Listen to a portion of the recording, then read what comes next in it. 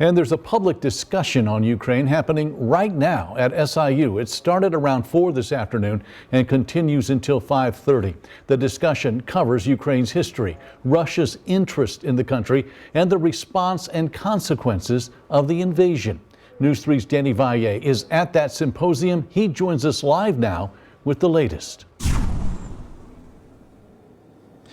Mark, I'm inside Morris Library where Guyan Auditorium is to our right. That's where that symposium will happen for the next 30 minutes. Afterwards, there's going to be a rally where students are expected to attend, including an international student I spoke to from Ukraine, and she says that the U.S. and the world must do more to stop Russian President Vladimir Putin.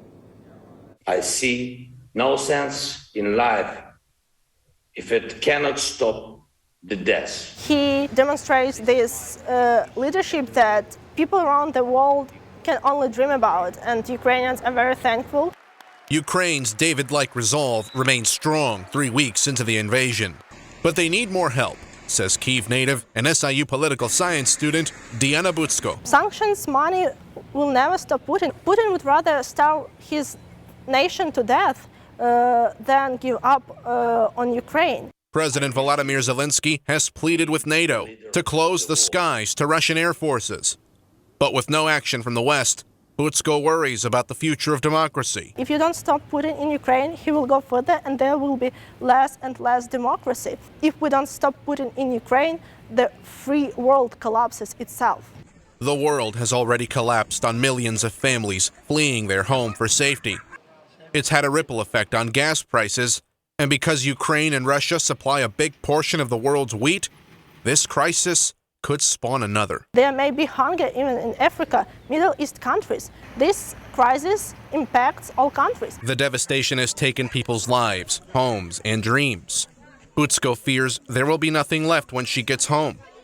But there is fight, hope, and a drive even Russia couldn't chill. That's not going to happen. We're not going to agree on just a neutral status and saying, okay, Russia, thank you for invading us, and we'll do whatever you want. It's not going to happen.